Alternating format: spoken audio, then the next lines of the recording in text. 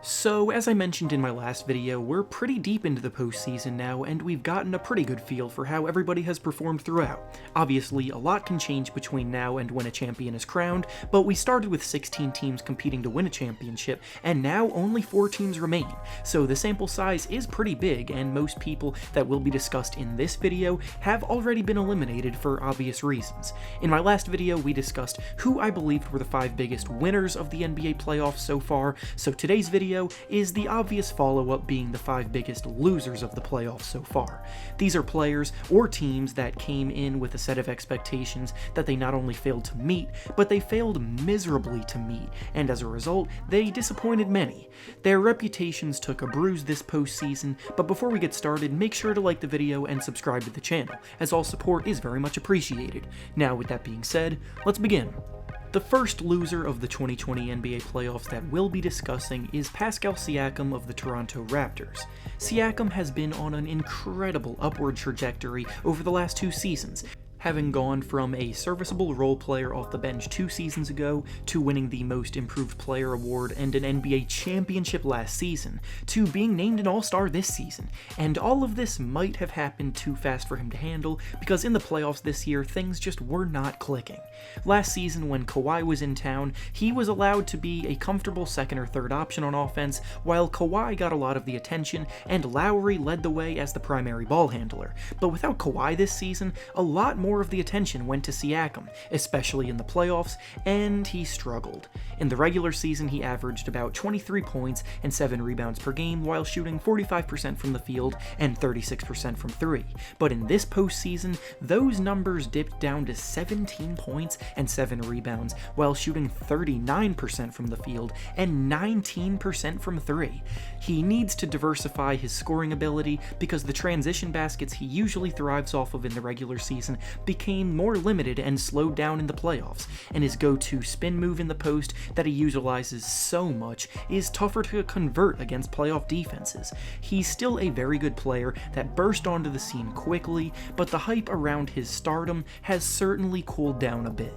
The next loser of the NBA playoffs this year that we'll be discussing is Russell Westbrook of the Houston Rockets.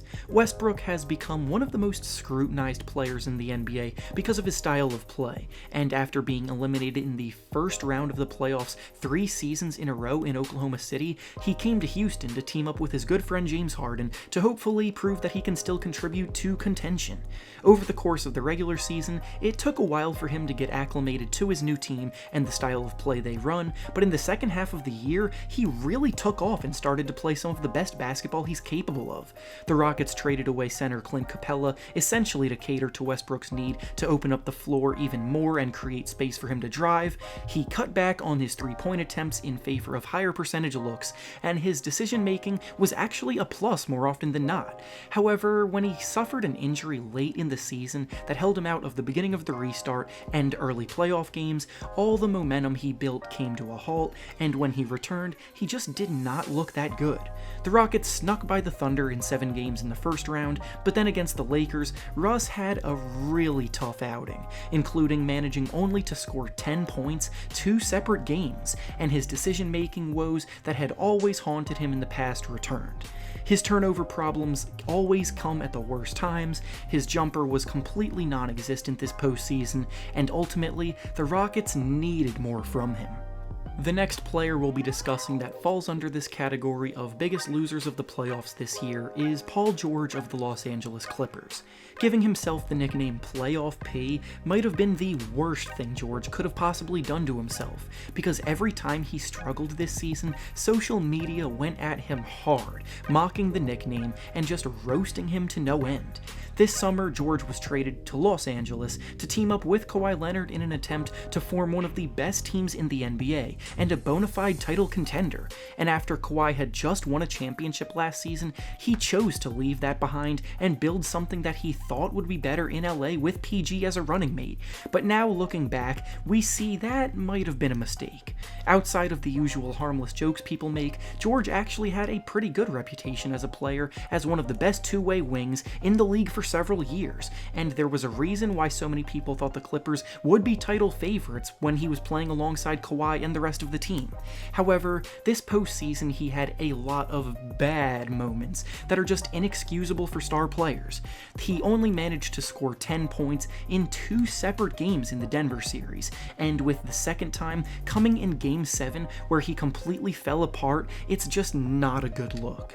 There have been reports of the Clippers locker room losing respect for him, the chemistry was obviously never there, and all in all, it's difficult to imagine a worse possible outcome from this year's playoffs for George than what actually happened. Speaking of the Clippers, the next player we'll be discussing in this category is actually his teammate Kawhi Leonard. As I mentioned previously, Kawhi had a very good thing going last season in Toronto, where he won a championship and got crowned Finals MVP. The players around him all had great chemistry, the system gets the most out of everybody on the court, and with him as the #1 option, they would have continued to be a scary team if he re-signed in the summer. He did not do that though, and chose instead to go to LA to try to win one with a team that looked very good on paper, but just never managed to find any chemistry on the court when it mattered. After last season, Kawhi was legitimately in the best player in the NBA conversation because LeBron's Lakers had missed the playoffs and he was coming off of a historic playoff run.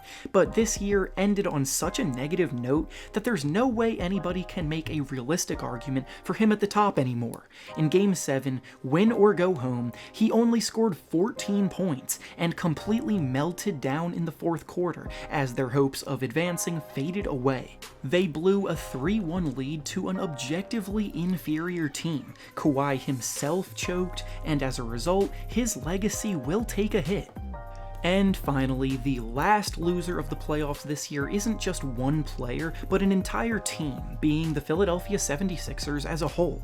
Last year, they gave the Raptors a hard-fought run for their money, and instead of running it back with Jimmy Butler, they chose to make a plethora of moves in free agency that would haunt them for the foreseeable future.